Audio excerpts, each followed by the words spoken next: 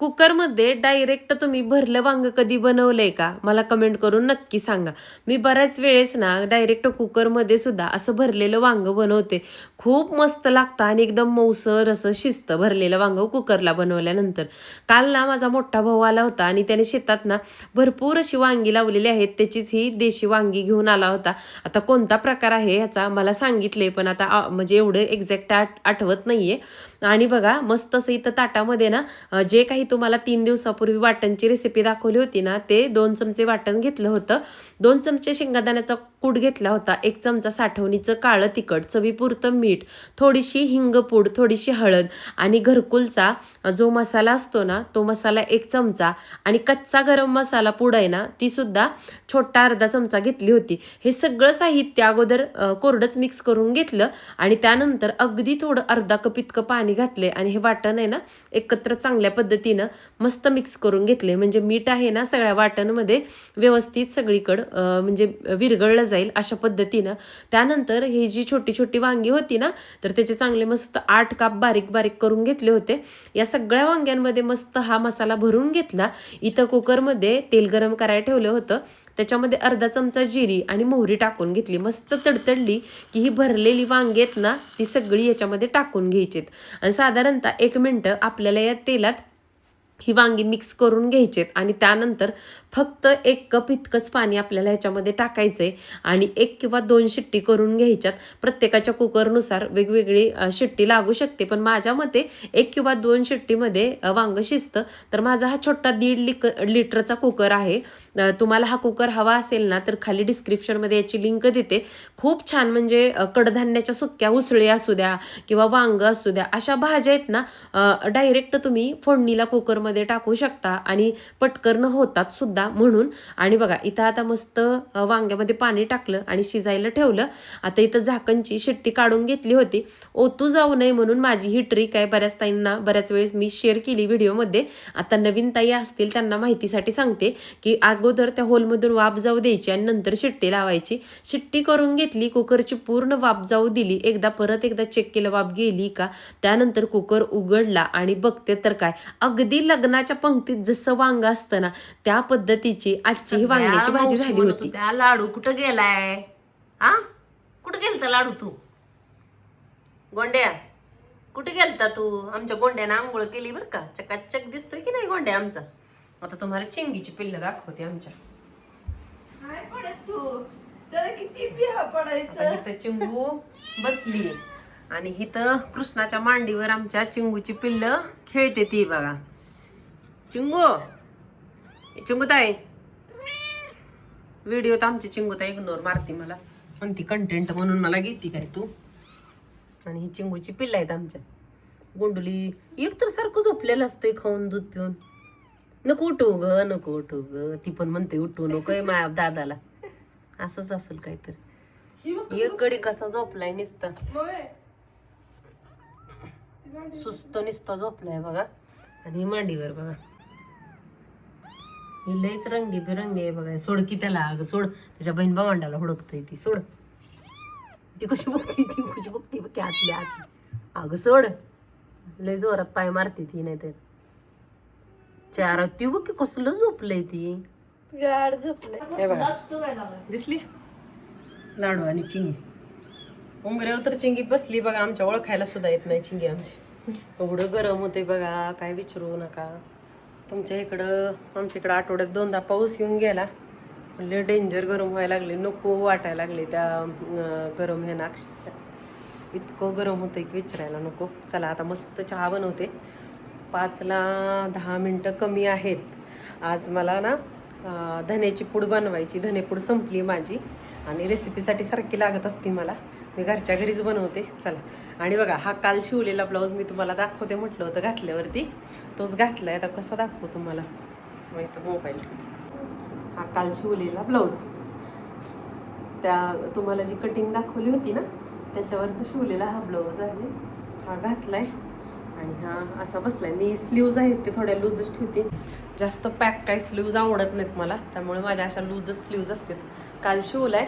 आता बघू जसा वेळ मिळेल ना तसं मी तुमच्यासोबत ब्लाऊजची कटिंग शेअर करेन नक्की. कटिंग शेअर केली, फक्त त्याच्यावरनं ती कटिंग ठेवून तुम्हाला ब्लाऊज कट करून शिवलेला दाखवायचा आहे. तर दाखवेन एखाद्या व्हिडिओमध्ये.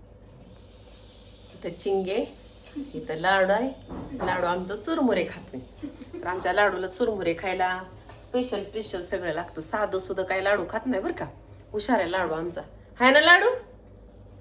खाताना बोलणार सुद्धा नाही ती तुम्हाला. हे बघा चिंगू, तुम्ही खावा की चिंगू. उष्ट केले ते ना. बर, तुम्हाला दुसरं देऊ. लाडू आणि चिंगीचं तर मस्त इथं चुरमुरे खायचं चालू होतं. आमचा माया लेकींचा चहा वगैरे घेऊन झाला. आज मला धनेपूड बनवायची. तर तुम्ही अशी धनेपूड घरी बनवता का विकतची आणता ते कमेंट करून मला नक्की सांगा.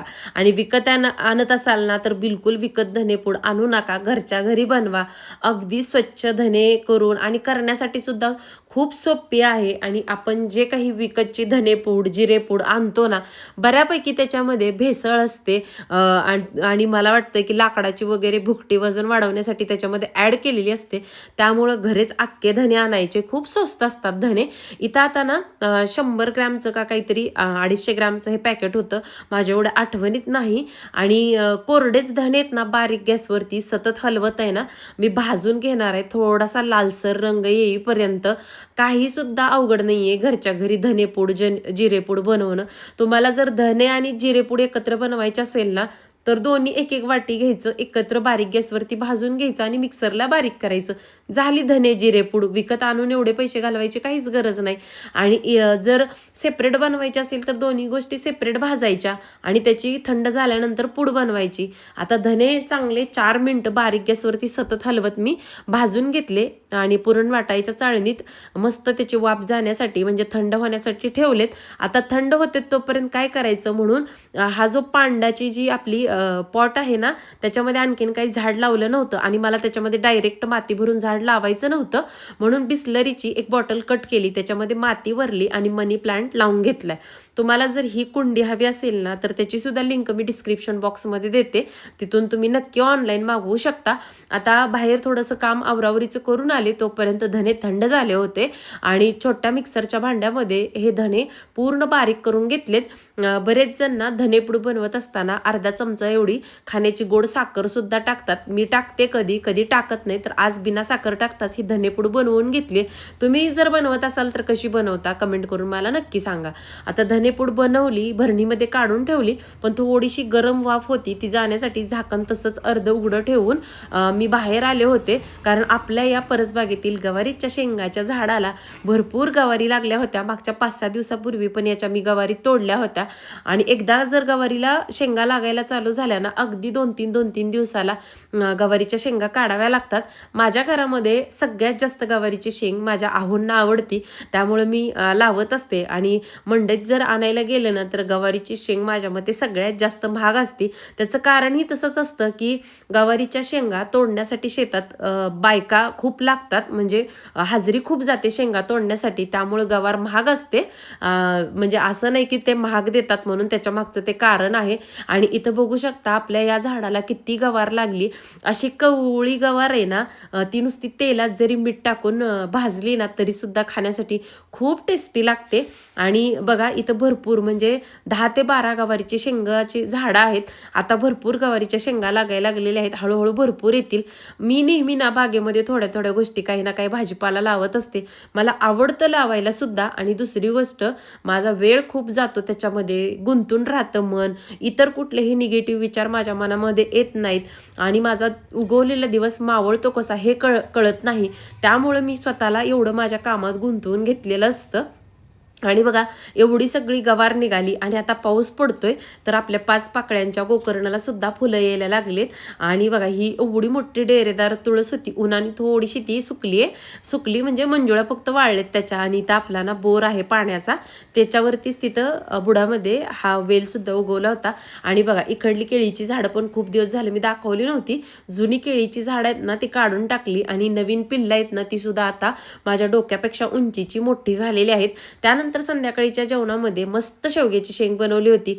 अगदी साध्या पद्धतीनं तेल गरम करायला ठेवलं होतं, जिरी मोहरीची फोडणी टाकली आणि जे काही वाटण तुम्हाला दाखवलं होतं तेच वाटण याच्यामध्ये टाकून घेतले. टमाटर, कांदा, लसूण, अद्रक आणि कोथिंबीर, खसखस आणि तीळ याचं हे वाटण आहे. कारण बऱ्याच जणांनी वाटणची रेसिपी बघितली नसेल तर त्यांच्यासाठी सांगावं म्हटलं. हे सगळं साहित्य मी कोरडं किंवा थोडं थोडं तेल टाकून भाजलं होतं. थंड झाल्यानंतर मिक्सरला त्याचं वाटण बनवून घेतलं होतं. अगदी 1 चमचा वाटण टाकलं, तेलात मस्त परतून घेतलं. त्यानंतर भावाने शेतातल्या शेवग्याच्या शेंगा आणल्या होत्या. त्याच शेवग्याच्या शेंगाची थोडीशी अंगापुरता रस्सा करून रस्सा भाजी बनवणार आहे. कारण उन्हाळ्याचे दिवस आहेत, जास्त एवढं काही जेवण कोणालाच जात नाही. आता याच्यामध्ये ना चवीपुरती थोडीशी हळद आणि 1 चमचा साठवणीचं काळं तिखट टाकून 1च तांब्या पाणी टाकणार आहे. म्हणजे शिजून अगदी 1 ग्लासभर रस्सा जरी राहिला तरी आमच्या चौघाचं जेवण होऊन जातं. आणि चवीपुरतं मीठ आणि 1 चमचा शेंगादाण्याचा कूट. आता मस्त अशी ही भाजी बारीक गॅसवरती 10 मिनिटं शिजवून घेणार आहे. सकाळी कोथिंबीर आणली होती, ती माझी नीट करायची राहिली होती, ती सुद्धा आता नीट करून घेणार आहे. तर तुम्हाला आजचा व्लॉग कसा वाटला, आवडला असेल तर लाईक आणि चॅनलला सबस्क्राईब नक्की करा. बाय.